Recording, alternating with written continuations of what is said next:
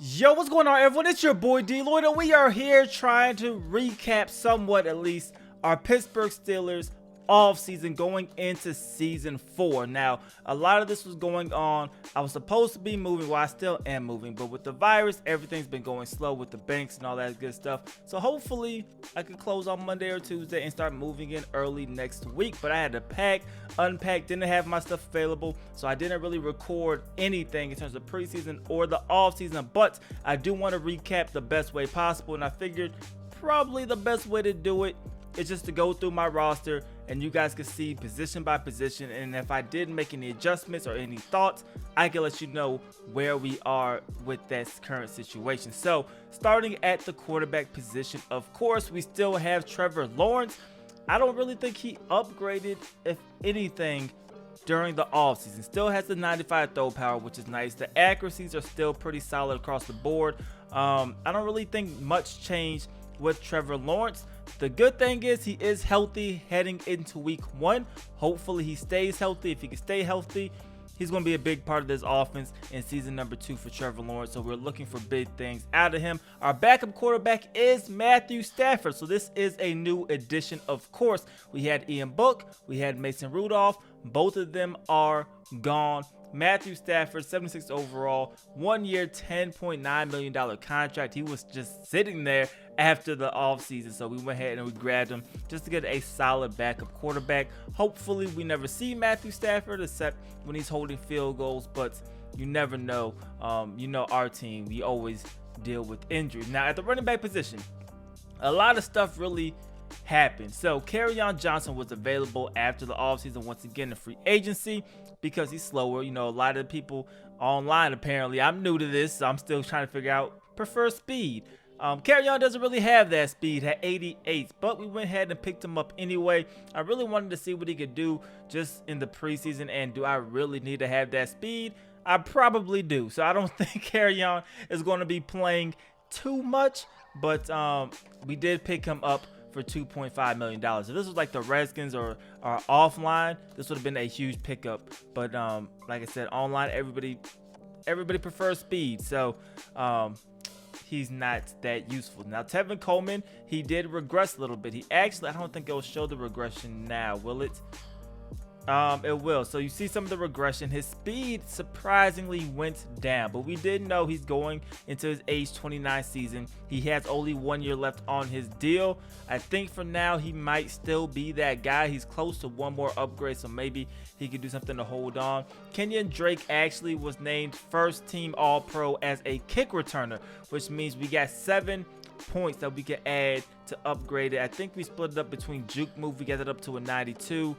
Spin move, I think we could have moved up as well, but with the 92 speed, Kenyon Drake might be a guy who gets more playing time this season for us, just because between him and Coleman, yes, you lose that one thing of speed, but you gain juking, you gain extra abilities. I think maybe we roll with Kenyon Drake. Now, Eric Gray, a 5th round draft pick for us. 5th rounder, 93 speed, has star development. They already let us know the development, so it says hidden, but it's star development. You see only 2,300 points to move up. Now, he's only a 68 overall power back and 68 overall elusive back, but looking at the ratings, break tackle, it's okay. Trucking 82, 93 speed. I think he has the foundation really to be a solid running back. You just really have to worry about the juke move. I don't know if he's ready yet to be our guy, especially with the spin move, everything else so short, but the catching is solid. The pass blocking, I'll take a 49. I'll take a 49, not the greatest. The injuries solid at 96, better than a lot of other guys. His toughness is terrible, so if he gets hurt, he's hurt. But Eric Gray might find his way onto the field. Don't know exactly how I want to use him yet. Maybe he's the guy. Maybe we roll with him because he does have the speed. He does have the acceleration, the agility. Just doesn't have the juke moves as of yet. But maybe we could try to keep progressing that, getting that better and better with that star development. He is only 22.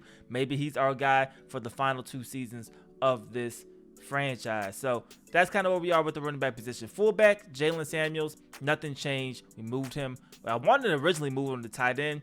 Couldn't move him to tight end, moved him to fullback, and he's pretty much been sitting there as our fullback. At wide receiver, nothing really changed. Juju is still Juju, only 25 years old, 94 overall. Laviska Shenault, he is injured, so I don't think he'll be playing for sure week 1, maybe not week 2. You see, he's out for 2 weeks, so it could be another situation where Shenault, our first round pick in the first draft, man, just really hasn't been on the field and really hasn't lived up to expectations despite his ratings being very, very solid, man. 99 spectacular catch. He has the aggressive catch trait, but I feel like this man never goes up and makes a catch. It's really crazy to me. I don't understand what's going on with Shenault, but we're giving him another season. We'll see what happens. James Washington. You guys know I hate James Washington, man, but he is back. There was really nobody out there to replace him with. We do have Tyler Johnson and Deontay Johnson that I thought about possibly replacing him with, but the ratings for James Washington were just so much higher, man. We had to really bring him back, and I think that's really it when it comes to our wide receivers. Like I said, much did not change. Now, Grant Calcaterra, probably my favorite target, probably our best player on the team. Honestly, man, 91 overall. He is now an X factor. So if we take a look at the ratings, the 86 speed, the 93 catching, we worked a lot on run blocking in the offseason, trying to progress him as a run blocker so he could do both. He could be versatile in both lanes. I think we did that. He's now at a 71 run block with a 73 awareness. He was second team All-Pro, which helped us get some points there. His route running is ridiculous, especially short. 93 route running, crazy. 87 medium route running. Catching traffic's there, although he does not have the catch and traffic traits. So that kind of sucks and defeats the purpose a little bit, but he does have the aggressive catch and run after catch, which we're going to definitely go over in a second. We need to go to his abilities because he has rack 'em up as his X Factor traits. Not the best or the greatest from a tight end in my opinion, but that's what we have right now. I didn't want to use any points to re-roll that, so rack 'em up is what he was given. Post specialist, of course, he had that last season. I love it a lot. And then route apprentice, I love it a lot having Grant Calcaterra. I don't really do as much hot routes. I'm gonna try to do a little bit more this season, as I just had to adjust my game from playing the CPU all the time to playing people online. I'm definitely gonna need to utilize that more. Vance McDonald, we wanted to sign. He rejected the contract. He went in free agency, actually did not get signed to free agency. Free agency was funny because I thought it was going to progress or advance every couple of days like it typically does. It went every single day. I had nothing set up. At one point, I think they advanced like 3 weeks in one day. I didn't do anything. So I literally was there for just week 1, and week 2 of free agency was not there at all. Only had 25 people scouted, period, like total, going into the draft. So you guys will see what we did with the draft picks, but it was very kind of sketchy what we did this offseason, man. But Vance McDonald went unsigned. We brought him back, so he will be back. 78 overall. He's still kicking, man. The 80 speed. He has decent run blocking as well. I want to say his run blocking might be a 70. It is. So 2 tight ends who could both block, both also go out there and catch. If we come out in 2 tight end sets, I like it. We also went with Nick Boyle. This guy is extremely slow, but he could block. He could block. Last season it was Jimmy Graham. Jimmy Graham is no longer with us. He decided to retire. So Nick Boyle is our 3rd tight end. We just have to carry 3 because we go 2 tight end sets a lot. Left tackle did not change very much. Villanueva is still our guy. He has regressed down to a 79 overall. We're going to need to replace this position at some point. We have Okafor. I don't know if he's going to be the guy moving forward, but that's where we are at when it comes to left tackle. Our offensive line was a position of need, but you guys can see how we addressed it. Let me know if it was good or not. Now, Evan Neal, we got him in the 2nd round. He was one of our top guys. Really, the Giants took like 3 guys that we wanted on our list, and the Giants took every single one of them. But Evan Neal was a guy that was still one of our top guys. We ended up getting him in the 2nd round. Remember, we did not have a 1st round. So even though we had the 5th pick in every round, the 1st rounder went to Tampa Bay because that was involved in the trade that we did last season to get Trevor Lawrence, number 1 overall. So Evan Neal, I like this dude, man. Left guard, what is his size? 6'7", 360. He's not pulling. He is not pulling at all, but he has 95 strength, 83 run block, 79 pass block, 82 run block power. The run block finesse, like I said, he is not pulling at all. He shouldn't pull at all. Lead block isn't that great either, but the strength is incredible. The blocking, I think, is solid, and he has star development. So we'll see what happens. It's still 6,600 points to upgrade, but he's 21 years old. He's going to be the guy for the final 2 seasons. What was it, Blasey Andrews? When did we get him? I think we could have just signed him in free agency. I think he could have been undrafted. I think we just signed him in free agency as an undrafted free agent, but let me check. Yes, he went undrafted. We brought him in as an undrafted free agent just to get some depth because we went into the draft with no left guards at all. Center, Lloyd Cushenberry. He's back for season number 2. We have David DeCastro at right guard. We also have Wyatt Teller at right guard. DeCastro still holding on, 32 years old, but he's still very, very good. So we have Osmele, I think that's how you say it. I don't know. I'm probably butchering it, but we drafted Dalton Wagner. We did sign Osmele to 1 year, but Wagner, we want to say we drafted awards 3rd round. So 2nd round pick, we went left guard. 3rd round pick, we went right tackle. He's a guy I think is solid, and he's going to step in and play right away. 6'9", 308. A lot of these guys are tall, man. 90 strength, 78 run block, 80 pass blocking. I think he's solid across. Doesn't have the best finesse ever. So maybe some speed guys at outside linebacker maybe could give him a little bit of trouble. Lead block isn't the best either. Awareness 75. I guess we will take that for now, but that is who we are stuck with when it comes to right tackle.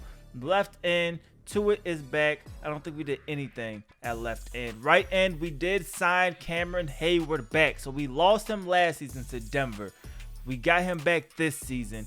He's still solid, man. Still very, very solid for us. Hopefully he could help us hold down that defensive line in this 3-4. No other changes besides adding Cameron Hayward. Defensive tackle, there have been quite a few changes. Gerald McCoy, we did sign him, and we signed Tim Settle. So both of those guys are new additions to the team. Of course, 3-4, we're only rolling with 1 defensive tackle. We got 2 guys. I think either one could theoretically be a plug and play, but McCoy's going to get the start for now. But we do have Settle, who's there. He's 25 years old. Once McCoy retires or once he regresses, I think Settle could be that guy unless we improve it in the offseason. We did re-sign Justin Houston, so he is back. We also went ahead and signed Brendan Scarlett. When you look at Scarlett, let me see why I wanted to bring him in. He was just solid, man. The speed was solid, tackling was solid, power moves was okay. That's the main reason we brought him in, just to be really a backup to Houston. Something went down, but we did sign Scarlett to a relatively cheap deal. I don't think we spent a lot of money bringing him in. If we go to contracts and find out, 2 years, just under $4 million. So I don't think it was a bad deal at all. And middle linebacker, we didn't have to do much because our guys are back. Devin Bush, Ryan Shazier, Danny Trevathan. Now, Devin Bush, I think, would have had a 5th-year option. But like I said, I wasn't even here for the couple of sims. So we do not have a 5th-year option on Devin Bush, which means he is set to become an unrestricted free agent at the end of the season. No matter what, he will not hit that. We will try to sign him to a long-term deal. If not, he will catch that mean franchise tag and he will be back. Devin Bush not going anywhere, but he's going to be way more expensive than what we're paying him right now. We still have Shazier. We have Danny Trevathan as a backup middle linebacker. Outside linebacker, still Bud Dupree. But we're going to start trying to develop Michael Divinity Jr. a little bit. Maybe he could be that guy after this season with Bud Dupree. I want to say Bud Dupree's in the final season of his contract. So Michael Divinity Jr. could be that guy. We'll ultimately see how everything shakes out. Now, cornerback was a position of need and was a position that we really did not address too much. Steven Nelson is back again. Jalen Mills is back again. Our number 1 corner coming into the season is actually Brandon Sebastian, a guy who's in his 2nd season that we drafted. Let's see where we drafted him last year. It was late in the draft. We drafted him in the 6th round last season. But he's going to be our number 1 cornerback coming into this season. He has the star development, 23 years old. He's 6'1", so he has some nice size, 92 speed. The zone coverage is incredible at 87. We're trying to work on that man coverage a little bit. Pressing, not the greatest, but it's okay. It's solid. 64 catching is solid also. So Brandon Sebastian is the guy who's going to be our number 1 cornerback. We're going to be abused in our secondary. That's nothing new. It's been like that for a while. We never really had speed. We added some extra speed because we went ahead and we also drafted Kobe Boyce. So a guy who we brought in round 4, our 4th round pick right there in Kobe Boyce. Another guy who has some speed, who could potentially be a guy who plays for us. He's a little bit different. Man coverage is solid, 78. Hopefully we can improve that a little bit more. Zone coverage, not so much. This man can't tackle anything known to man, but his catching, 72. So Kobe Boyce is a guy that maybe could become a starter or become a nickel corner next season, or even throughout this season. That is definitely a possibility. At free safety, we have Sean Davis still, who is returning on probably one of the best contracts in a while, man. Superstar, and he's at $2.5 million basically a year. So not bad at all. And then strong safety, we have Terrell Edmonds, who's in the final year of his deal, which means we're going to have to extend him as well. And that's basically the moves. We signed Will Lutz at kicker. Punter, we did sign Michael Dixon. And that's mainly it. This year we have all of our draft picks left. Practice squad right now, I don't think nobody crazy. If somebody wants Ian Book, they can go get him. But other than that, we did also draft Christopher Brown Jr. I want to say in the 7th round. Let me make sure. I want to say he was our 7th round pick or 6th round pick. Practice squad guy, because Eric Gray just ended up really being that guy for us. But that is basically where we are currently with this roster. We'll see, man. We only went 1-3 in the preseason, so we'll see how everything goes for us. We are taking on the New England Patriots. I'm hoping to stream the game Saturday, maybe Sunday. I'm trying to see when he is available. Try to go Friday night. He said Saturday was best, so maybe the stream can happen then, man. But that is our roster for now. Defense could use some improving. Offensive line could use some improving, but I think the offensive line can grow. Of course, Grant Calcaterra, another guy. I mean, he's our guy. Gray might go into the rotation. I don't know. I'm thinking maybe. I'm thinking he might. He doesn't have the juking yet, but maybe by playing him, letting him progress, maybe he could be that guy who could play for us now, and we could just try to focus on developing him. Defense, secondary, huge weak point. Front 7, I feel comfortable with. I feel like they could be solid. Even the safeties, just really on the outsides, it's going to be like a weak point of our team, man. But that's everything that we have, man, for this episode. Keep it nice, short, and sweet. Hopefully it's not too long. Just wanted to kind of give you guys some sort of update before we just started streaming, so you can see our roster and see what we have moving forward, man. If you guys want to see our schedule, I guess we could leave our schedule right here. Patriots, Ravens, Bengals, Browns, Broncos, and then Browns again, our first 6 games. It could be pretty tough, man. We'll definitely see. We had the Dolphins on the schedule, the defending Super Bowl champs, who beat us in preseason. I guess we could see the preseason. We can't see the stats. We can see the scores. We won the first game against the Redskins, dropped one to the Raiders, dropped one to the Dolphins, dropped one to the Buccaneers. Buccaneers game, of course, we didn't play like any starters at all. But that's basically where we are, man. So we will see. We played the Bucs in the regular season. We played the Dolphins in the regular season. We don't play the Raiders. It's weird how Madden does that, man. They make you play a team in preseason that you're going to play in the regular season. But like I said, that's everything that we have, man. Let me know you guys' thoughts on roster, maybe some last-minute moves that we can make or change depth charts. Or just let me know how you guys felt our offseason in general went. But that's it, man. Hope you guys did enjoy. Hope you guys are enjoying the streams and the series as a whole. If you are, please leave this video a like. It helps me out a lot. Subscribe if you haven't already. It's your boy DLloyd. I'm see y'all next time. Peace.